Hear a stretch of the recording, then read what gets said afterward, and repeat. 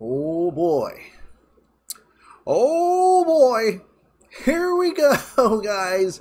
Welcome back to the Ping Pong Flix Show. My name is Chris Wong. A new article just dropped, maybe an hour ago, but it is massive. Another massive article in regards to Zack Snyder's Justice League and Batman v Superman. Justice League screenwriter Chris Terrio is super pissed off. That's right, super pissed off. I've been waiting for this. We all have been waiting for this, quite honestly. Chris Terrio has been silent this whole time, and he was going to drop some stuff. He said that last year, and now it's finally here. This is what we've been waiting for. I can't wait to read this to you guys. Let's go. This is coming from Vanity Fair. Again, the Justice League screenwriter Chris Terrio, super pissed off. The Argo Oscar winner is tired of being hated by the haters, and he despises what happened to his DC films too. Okay, here we go. This is good stuff. Chris Terrio is not pulling his punches anymore. For 5 years, the Oscar-winning screenwriter of Argo kept his mouth shut about his work on the DC films Batman v Superman, Dawn of Justice, and Justice League. Even as scorn from critics and fans exasperated already painful behind-the-scenes memories, worst of all, he agreed with many of their complaints. He described the films that Warner Bros. Released to theaters in 2016 and 2017 as incoherent misfires, undermined by corporate meddling, poor franchise planning, and tone-deaf decisions that prioritize costly VFX sequences over coherent storytelling. Terrio believes that Zack Snyder's director cuts of both are much stronger, if still imperfect movies, and overall vindication of their work together. In an exclusive, wide-ranging interview, the screenwriter said the Snyder Cut of Justice League, recently released as a 4-hour-plus event on HBO Max, righted a kind of cinematic wrong perpetrated by studio leadership that has now almost entirely moved on from Warner Brothers. Oh my God, look at this. The 2017 theatrical cut was an act of vandalism. Terrio said Zack may be too much of a gentleman to say that, but I am not. Oh my gosh. Okay.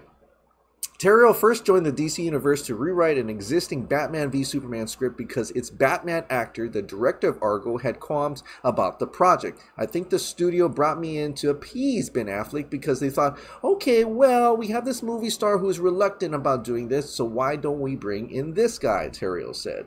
The screenwriter was frank about trying to make sense of the film's warring heroes turning their fight into a metaphor for a divided America, while attempting to fix elements he too found nonsensical or offensive. Studio officials then demanded that 30 minutes be removed from the theatrical cut, most likely because shorter runtimes mean more daily screenings, often resulting in higher box office earnings. Terrio said that act sabotaged the narrative. If you took 30 minutes of Argo as they were from Batman Superman, it would make zero sense at all. Critics would say, what a lazy screenplay, because the characters don't have motivations and it's not coherent, Terrio said, and I would agree with them. Even the title of Batman v Superman, Dawn of Justice was a disaster, he said. That primed audiences to roll their eyes at the film well before its release. I knew it! That must not have been the title, right? Terrio hoped Justice League would be a better experience. He was very wrong. After watching Joss Whedon's version of the film, Terrio was so disgusted that he explored taking his name off the movie. Especially galling to him was the sidelining of Ray Fisher's tragic hero Cyborg, whose arc the actor himself had helped craft. Fisher has been outspoken for months about his experience making Justice League following years of silence. Now Terrio's doing the same. He said he bottled up his feelings about the theatrical cuts to avoid hurting their cast and crews. Now that Snyder and Terrio's preferred versions of the films are available to the public, the screenwriter is finally opening up about how it all went wrong in the first place. Vanity Fair asked, Zack Snyder's Justice League is now out in the world. How do you feel about it? Chris Terrio. I am so happy and relieved that all these thousands of artists and craftspeople all over the world finally can have their work seen by the public, and all the work that Zack and the actors put into this can now be seen. It's sort of a gift that we got from HBO Max because it wouldn't have been possible a few years ago. Can you point out at something specific that you're glad gets a showcase in the new version? Willem Dafoe's performance in the Aquaman story, obviously, the character Iris West, played by Kiersey Clemons in the Flash rescue sequence, and most centrally, Ray Fisher's performance as Cyborg. It was always the heart of the film to me, and just meant so much to me personally because so much of my heart and life were put into that story. That is the thing about this version of Justice League, that none of it was done cynically or as a money grab or an attempt to sell Happy Meal toys. It really was personal for me and for Zack and for many of the actors. Is it true you're banned from the Justice League set? I wouldn't say that I was banned. The studio's attitude was, we'll take it from here. I was frankly shocked when I saw the Snyder Cut and saw how much of the original script was shot. With some small revisions, they shot the script, and I understand that sometimes that was a battle for Zack. How did you feel about the version that Joss Whedon assembled after Zack left the project? When those personal touches were removed from the film in the 2017 version, I was silent because I couldn't really say anything. But of course it hurt. All that remained was a dinosaur skeleton of what had been a great lumbering beast. It might have been a big unruly beast, and obviously it's 4 hours and the movie's a maximalist and it's operatic, and sure, it's a little crazy, but I think the movie is crazy in the best way. Can we start at the beginning with Zack? You worked on Batman v Superman. Can I assume that was a good experience, at least with him, since you signed on to another movie?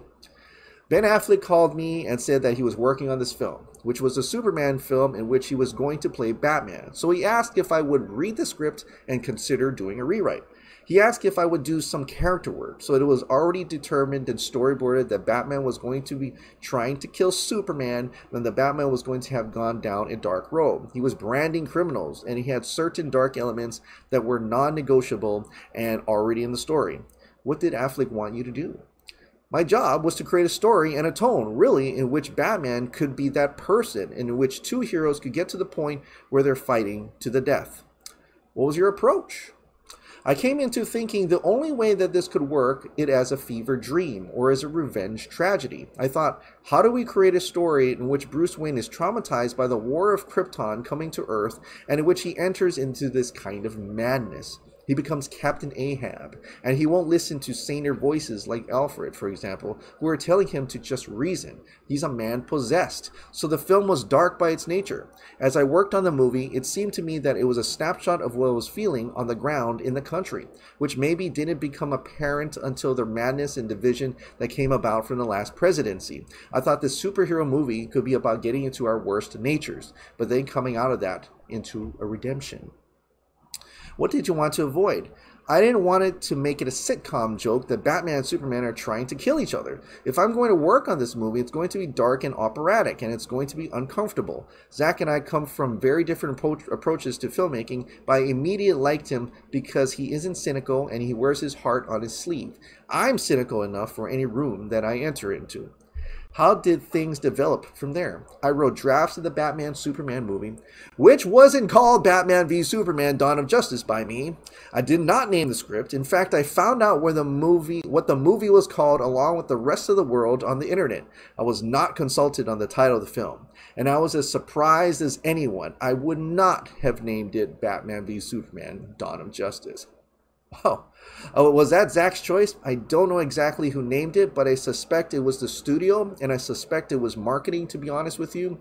It might have been the first step toward creating ill will for the film. I suspect that putting the words Batman and Superman into the title had some marketing component to it. I think you're right that the title did rub people the wrong way. I heard it, and I thought, it just sounds self-important and clueless in a way, tone deaf. The intention of the film was to do something interesting and dark and complex, not quite as a Las Vegas, bust-em-up WWE match as Batman v Superman: Dawn of Justice. Right, so here we go again. It wasn't called Batman v Superman: Dawn of Justice. How did you feel about the version of BVS that was first released? I was proud of the script when it completed, but it turns out that when you remove the 30 minutes to give the characters motivation for the climax, the film just doesn't work. As we learned from the two versions of Justice League, you can't skip on the character and think the audience will give a shit about the VFX. That stuff was later restored in the extended version. I guess it's called the Ultimate Edition. Remastered and released on HBO Max this March. So this house of cards that had been built in order to motivate this clash between America's two favorite heroes made no sense at all. That was what happened with Batman Superman. The movie was always going to be dark. There was always going to be people who just didn't want to see that version of a comic book world, and I get that. But what hurt was the criticism that the script was not coherent. Because when I turned in the script to the studio, which they, by all accounts, were happy with, it made sense. What was your relationship with Zack? Good. I have nothing whatsoever bad to say about Zack. He has a skill set that I don't have as a visualist, and he has a contagious excitement that when you describe a scene, he almost can't contain himself. He just wants to go draw it or paint it. Zack never for a second turned his back on me or doubted my work, actually. After Batman Superman, many of my Hollywood friends just stopped talking to me because they sort of thought that somehow I was complicit in this very public failure of a studio film. You learn pretty quickly who your real friends are and who your air-kiss Hollywood friends are. Zack could not have been more supportive and never stopped believing that together we were going to create this epic DC world. How did you feel when that journey ended prematurely with Justice League's upheaval? I went into such depression when the film was taken away and rewritten, but I didn't feel entitled to be depressed because Zack and Debbie Snyder, his wife and co-producer, were dealing with their family tragedy. Measured against it, losing the film that you wrote seems like nothing at all. But it did hurt. It hurts to think that I cared so much about these characters and worked on nothing else for a very long time. He'll probably say this a little bit later. Do you feel like the title, well, I'll say it, a line like that is held as proof positive that I don't understand either women or journalists or human beings, that I'm a shitty writer? Oh shit. Do you feel like the title and the cuts for length made it harder for people to appreciate things that did work in Batman v Superman? That's exactly right. The audience has to know that they're in good hands. The minute that you lose them from a story point of view, they lose the desire to look at it generously. Once the critics decided a movie is incoherent, it's just a pile on. Then they attack everything. There's a line at the beginning of the film where a warlord says to Lois Lane, "They didn't tell me the interview was with a lady." And Lois replies, "I'm not a lady, I'm a journalist." So one reviewer held up this line as a proof positive of my stupidity and my inability to write Lois, or to write at all. Well, the character of Lois in the movie was inspired by the journalist Marie Colvin, who was of course killed in Syria. She was one of the most intrepid journalists who ever lived, in my opinion. And there's a story in Vanity Fair, Mary Colvin's Private War, by Mary Brenner, and the line that Lois says is almost exactly the line that was in that article, where a Chechen warlord said he wouldn't shake her hand because she was a woman. Mary Colvin replied, "There is no woman in this room, only a journalist." So that line was my tribute to her. But then in the pile-on, a line like that is held as proof positive that I don't understand either women or journalists or human beings, and that I'm a shitty writer. What the fuck? Seriously? They had a problem with that line? Unbelievable. Sounds like you feel you lost people before they even saw it. That was the climate in which the film dropped. Anything and everything was attacked because the reviewers questioned the motives behind the film. And to some extent, I don't blame them. The marketing promised this mindless fight movie, and any attempt to make something real or complicated was just met with anger and vitriol because the audience just didn't assume good intentions. And it says, I've been working with the director to bring a voice of conscience, and sanity to the almost perversely dark film you've been developing for years, but I'm the problem here? Another complaint was that Snyder's DC films were too grim and heavy. Did you feel blamed for that? The studio seemed to take this position after BVS that my writing was too dark and that this was their problem. But what they didn't mention was that, for example, in the draft of Batman Superman script that Warner Brothers had developed, which was the draft I was handed when I joined the project, Batman was not only branding criminals with a bat brand, he also ended the movie by branding Lex Luthor. That ending was a point over which I explicitly went to the mat with the studio again and again. I argued that Batman cannot end the movie continuing this behavior, which amounted to torture, because then the movie was endorsing what he did. What was your argument to them? It's one thing if Batman begins the movie as a dark version of himself whom we don't recognize, but he has to see the error of his ways and remember his better self in the course of the movie. By the end of the movie, he needs to be the Batman we know, and he has to be ready to go and create the Justice League. Otherwise, I said, what was the point? What else did you push back against? I'm the one who had been saying that we can't make a joke out of Superman raining hell upon black African Muslim characters in the desert, as Lois promises that Superman is not going to go easy on them because they punched her. But because I'm the person with the dark sensibility? I wanted to say, I've been saving you from yourselves. I've been working with the director to bring a voice of conscience and sanity to the almost perversely dark film you've been developing for years. But I'm the problem here? Did you feel you were able to significantly change that Africa scene with Superman for the better? I removed the punch of Lois for one thing. I just think about the optics of that. I was able to add material to the film and ask the movie to grapple with what that battle meant, so that it didn't seem like a casual scene of Superman intervening in this way without reckoning with the consequences of intervention. I placed that in the context of moral questions. Superman says, think of what could have happened, and Lois says, think of what did. That sequence takes place in a fictional African country called Nairobi, and there is manipulation happening with Lex Luthor and his American mercenaries trying to provoke conflict and frame Superman. After Superman rescues Lois, the film shows the people of that region truly suffering in the crossfire. Without sounding too political, it's not lost on me that much like a drone, Superman sort of comes from out of nowhere from the sky, vanquishes his enemies, and then flies off with no consequences. That may not have been an angle on Superman that people wanted to see and wanted to think about. Did you also add the scene with the character Kahini Ziri, who was a witness to the battle, testifying about the aftermath in Washington, D.C.? Ultimately, we learned she was coerced by Luthor, but her testimony does make the audience and Clark Kent himself reevaluate his actions and how he operates. Yeah, that was added afterwards. I added that scene. He came down and then came fire. The story that she tells, at least in the script, is that he destabilized the entire region, and then government forces came in and slaughtered the village. Since there were optics that already were in the movie, I thought that my job was to ask questions and say, what do we actually mean by this? You're pushing back against some of these scenes, and you're saying that the studio wanted these things, but you also had to convince Zack, right? So was Zack Snyder open to these kind of criticisms? When I would talk to Zack about some of these things, I think he got it. We discovered that we were on the same page, and he loved the idea of a scene in Congress where with this African woman describing the consequences in her village.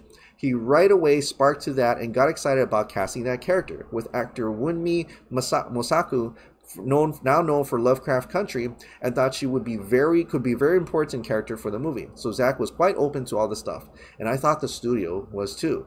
Why weren't they?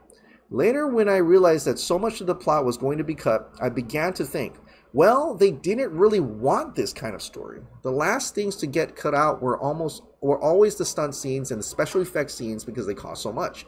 By the time they're all in there in the assembly, enormous amounts of money have been spent on every frame. So when you're looking into the cut time, the things that get cut out tend to not be the big effects, special sequences, or the fights or the stunt sequences. The things that cut out are the nuance, yes. The scenes that actually give meaning to those bigger action sequences. I think that's a problem not only with the film, but I suppose for all tentpole films. Given your concerns about the BVS structure you inherited, why did you sign on to Justice League? I agreed to write Justice League because I wanted the chance to write these characters with love and hope after getting through the darkness of Batman v Superman. The end of my version of Batman v Superman includes Bruce seeing the error of his ways and promising to change. It's the return of conscience after an ethical nightmare, and in Justice League, Bruce does do better. There was a mood of fear at the studio, no doubt.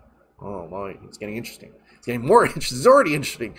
After Batman v Superman came out, the critical reaction was negative, and the box office was underwhelming. Justice League was about to begin shooting. What was the atmosphere like then? There was a mood of fear at the studio, no doubt. My impression was that people in the boardroom started making decisions, and they were decisions based on arbitrary metrics that had nothing to do with the stories that were being told. What gave you that sense? Right before the time of Batman Superman, I was asked to attend an event in New York where the cast and filmmakers were paraded in front of a room of investors at the Time Warner Center. I guess to convince them that their money was in good hands. What happened there? These guys were in charge because they controlled the money at the very top of the pyramid. They were making big decisions, not the film executives we're talking about, but Wall Street guys. One guy who I can only describe as the man who is central casting and sends you when you're trying to cast douchebag number one, pulled me aside and started telling me how to write Batman. I'm not naive. I know that if you don't want to have any back and forth with the money people, then you should write poetry because you don't need hundreds of millions of dollars. But something about the distribution of power at that time just seemed off to me. It was removing even the pretense that capital wasn't calling the shots. What impact did these studio tensions have on your writing? I rewrote Justice League to lighten the mood a little bit, which became the Zack Snyder's Justice League. That's a slightly lighter, less dense version of the script, which I was fine with. I'm sane, and I will play ball with those kinds of notes. He'll probably say this later on. Oh, he already did. So Zack Snyder shot your version of the script. What happened after his family crisis led him to leave the project and Warner Brothers brought in Joss Whedon to rewrite and reshoot? When the movie was taken away, that felt like it was some directive that had come from people who were neither filmmakers nor film-friendly. The directive to make the movie under 2 hours, regardless of what the movie needed to do, and to make the colors brighter and to have funny sitcom jokes in it. Zack told me it was then Warner Bros. Chairman Kevin Tsujihara's mandate that it's to be under 2 hours and more comedic. Yeah, that's what I heard. Also, I never had anything direct with him. Tsujihara, as far as I can tell, and the brass at the very top decided the order of the films.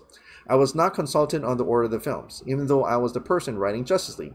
They just determined that it was going to be Batman, Superman, and then Wonder Woman, then Justice League, and then Aquaman. So there was never any thought to how the world was constructed before they issued this edit. They said, conform to this schedule. Explain how that complicated things. The Wonder Woman script wasn't even finished when I wrote Justice League, so I had no basis to write Wonder Woman other than Batman Superman. Themyscira didn't even exist. I was never shown anything on the page for it. I didn't know whether people could talk underwater. That was the thing that I had to ask, because I didn't know if I could do underwater scenes with Aquaman and Atlanteans. It was all just from scratch because there had been no solo character films. So Justice League needed to establish 3 of the characters. It had to create a long game mythology for the DC Universe. It had to resurrect Superman because he was dead at the end of the last movie. I just don't know how you could do all that in under 2 hours. Maybe the 2017 release proves that you couldn't. Studio co-presidents John Berg and Jeff Johns were on the Justice League set every day, which was a mandate from Tsujihara to babysit Snyder, as he puts it. What was your relationship with him? Look, I admire Jeff as a writer of DC Comics. He's been nice to me, and it's a perfectly cordial relationship. As an executive, you get into a very thorny territory when you have a person who's a writer who's also making executive decisions and sitting in a chair where on other films the writer would have been. So I think it's miraculous that Zack shot as much of my script as he did, because I know there was constant pressure to simplify, to change, to do whatever it is the studio wanted, because there were rumblings that they didn't want this version. Do you have many interactions with the actors? I wasn't invited to the set, but obviously I know Ben, and I got to know Ray Fisher. We developed Cyborg together. Ray came to my apartment in the East Village, and he and I just would take long walks and talk about Cyborg and the responsibility of putting the first black DC superhero in a movie on screen. That was a big responsibility that we both understood and took very seriously. Remember, this was before Black Panther. There obviously have been some black superheroes over the years, but none depicted with such a budget and such a scale in such a mainstream way. Cyborg is the one character who can't disguise himself. He lives in his skin. His otherness is a constant fact of his life. And that to me, and Ray and I discussed this, speaks about being a black man in America. You cannot remove the otherness that people force upon you. And therefore Cyborg, when he becomes the hero that he's always should have been and was meant to be, that felt like something really strong that we wanted the world to see. What about any of the other performers? Did you consult with any of them? I talked to Jeremy Irons on the phone. I had a correspondence with Gal Gadot where she would write to me and say, this doesn't seem quite right for the character. What do you think? And it was all a really good relationship where all the roles would be bespoke to the characters, to the actors. When the Snyders left the project, that was effectively the end of your involvement. Was that right? That's right. I would only hear occasional reports about the reshoot. I didn't realize how much of the film was going to be changed or vandalized, in my opinion. It became clear as I spoke to various actors that it was a wholesome dismantling of what had been there before. I did not hear from anyone who said it was a pleasant experience. Were you hearing anything about Joss Whedon and his management on the set? I probably shouldn't get into that. I've never met Joss. I don't know him. I did reach out to him at the beginning of the process through the executives, but I didn't hear back, which is not unusual. When did you watch his version of Justice League? I was in LA at the time working on Star Wars: The Rise of Skywalker. I was on the west side of Los Angeles working with J.J. Abrams at the time, and I drove into the studio. I sat down, watched it a couple of weeks before release. I immediately called my lawyer and said, I want to take my name off the film. The lawyer then called Warner Brothers and told them that I wanted to do that. Why didn't you?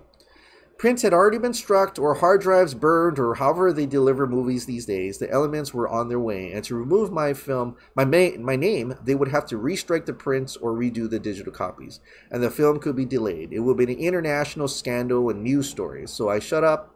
I said nothing publicly. I never said anything about Justice League since then, but the movie doesn't represent my work. What happened after that? As far as I know, I wasn't invited to the premiere. I never watched the film again.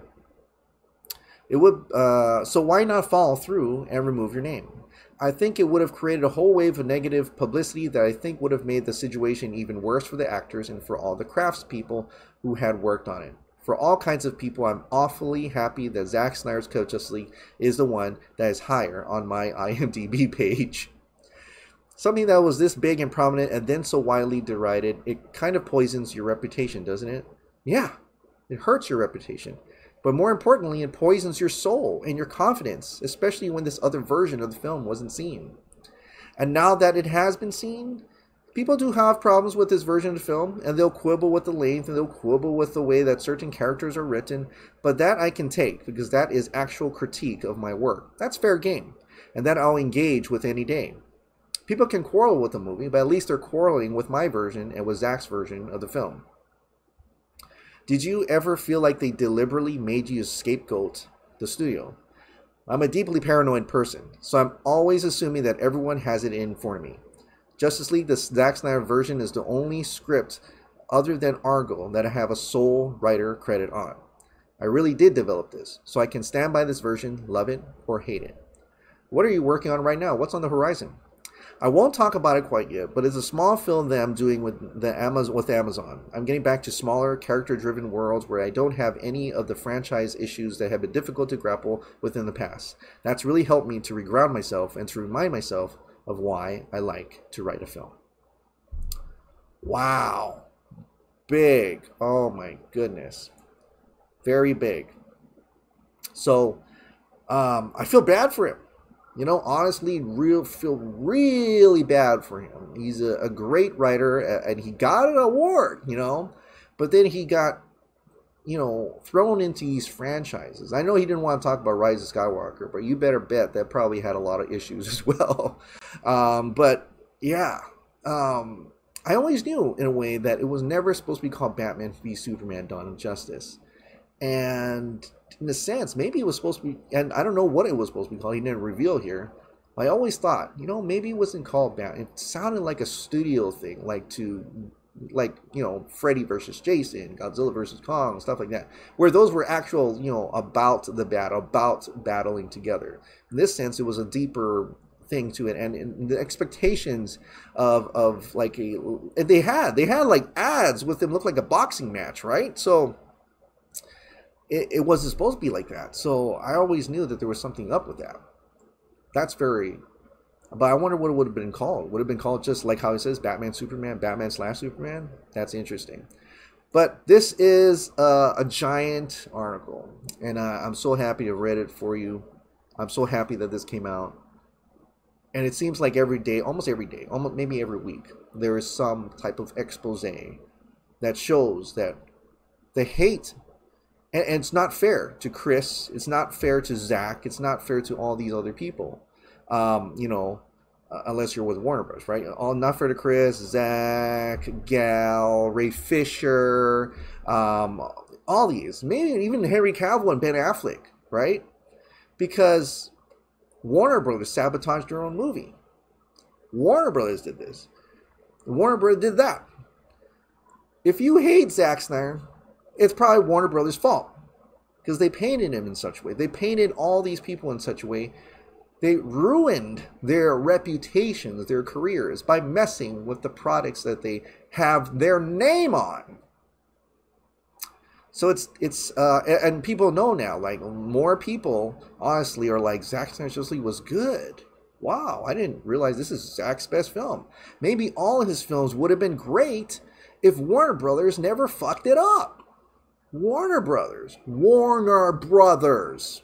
Toxic Brothers, more like, right?